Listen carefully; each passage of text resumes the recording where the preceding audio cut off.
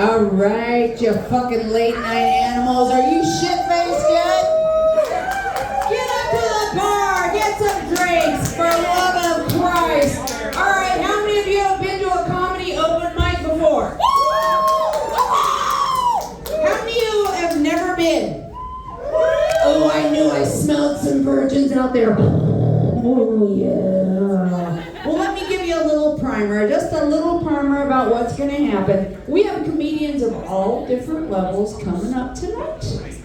And we have people that are working on brand new jokes. We also have people that are polishing really good stuff. So you're going to see stuff all over the place, but they only have 5 minutes. So if you don't like it, just sit it out, you fucking pussy. Just sit it out. And let me tell you something else. This is kind of not a safe place. You're going to hear some things that might offend you, might upset you. Get over it. Get over it. This is comedy at work. Because here's the truth. Here's the truth. If you don't know comedians, we're all fucking insane psychos.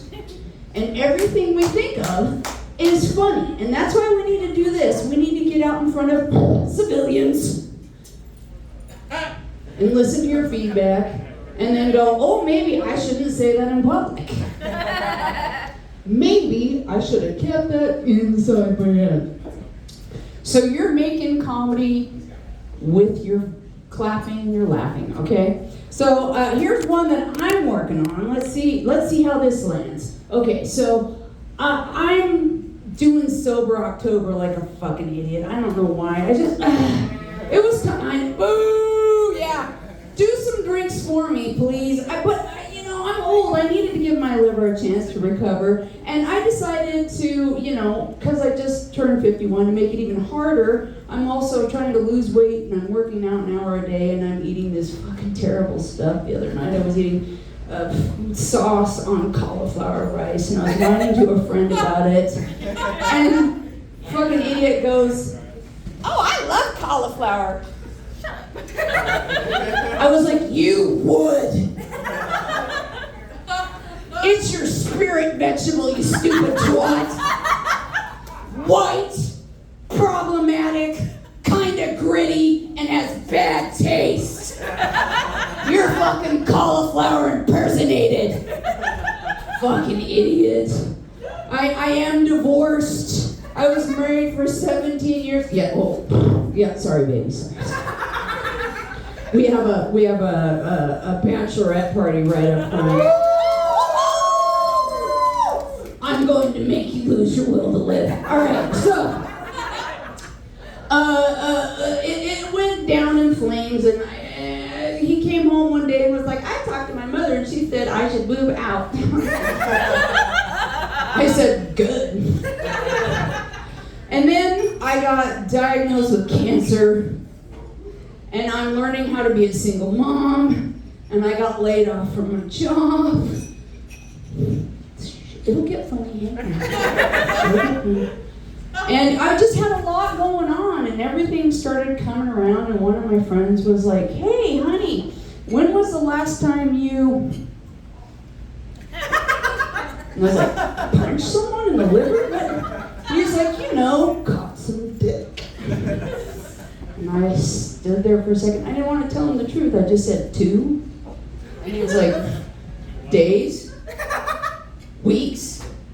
Months? Oh my God, you mean years? This is a crisis. This is good pussy going to waste. I was like, you've never been there. What you fucking talking about? He's like, I know some guys that like older women. We'll make this happen. And he hooked me up with this youngin' that he worked with that was just fucking rocket hot. And he was like down, like totally DTF, which shocked me. And he was like, I'll come over Friday night. And I was like, okay.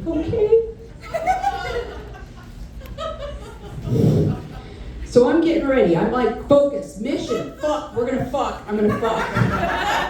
And I took a bath. And I have really dry skin. I'm the ashiest white lady you'll ever meet in your life. And I knew that the mission was to fuck. So Vaseline intensive care doesn't taste good. So it's like, I gotta put something else on my skin. Sesame oil, too expensive. Butter flavored Crisco, a little spicy for the first time. A little bit much. Coconut oil. I got lubed up with coconut oil and I sat on the couch and I went, knock on the door. I open it. I wish I would have said something smooth like, hey, handsome. I'm pretty sure I went, hi. Come in. And I was just so nervous and anxious. And I don't even know what we were talking about. You know, I don't know how it happened. When you were playing with magnets when you were a kid, you flopped and then they come together. That was the kind of the way we were. We were just making out and then we were on the floor and then we were in the kitchen and slamming into things. And all of a sudden I remembered, this shit is fun. And I grabbed him by the belt and I towed him to my bedroom like I found him broke down by the side of the road. But then I realized that I was going to have to take my clothes off. I hadn't been naked in front of anybody but my husband and my doctor in 18 years. But this little motherfucker was smooth as shit. He jumped into the bed, gave me the Bruce Lee. I was like, fuck yeah, game on! What else is a good Christian girl both supposed to do but say thank you, Lord, for the bounty thou hast laid before me? I jumped in and it was on like Donkey Kong! Oh! I was having a great time, but then he started making these noises that previous experience had led me to believe, this breathing pattern that led me to believe that maybe shit was about to end and I wasn't aware that it had really started yet. And I was like, well, he's 25, he'll reset quick, no big deal. No big deal. But then it got more strenuous, so I rolled my eyes out from the back of my head, opened them up and took a look, and he did not look good. He did not look good at all. And he said something to me which was one of the worst things I've ever heard in the bedroom. And let's bear in mind that I've heard, you look just like my sister. And I've never done this with a woman for free before. He looked at me and said, there's an EpiPen in my glove box.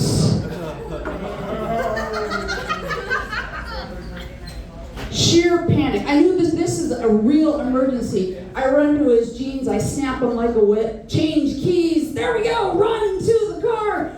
I had thrown on a rope, but I neglected to tie it. Hopefully my neighbors aren't watching. I unlocked the door, I popped the glove box, I grabbed the EpiPen, I run in, I slam it into his thigh, and I'm counting. 1 Mississippi, beautiful man, please don't die. 2 Mississippi, please start breathing. 3 Mississippi, oh fuck, he's blue. 4 Mississippi, and he starts. I was like, what the fuck? And he's like, I know, what the fuck? The only thing I'm that allergic to is coconuts. We're still friends. He occasionally sends me a picture of an EpiPen and a condom and says, safe sex.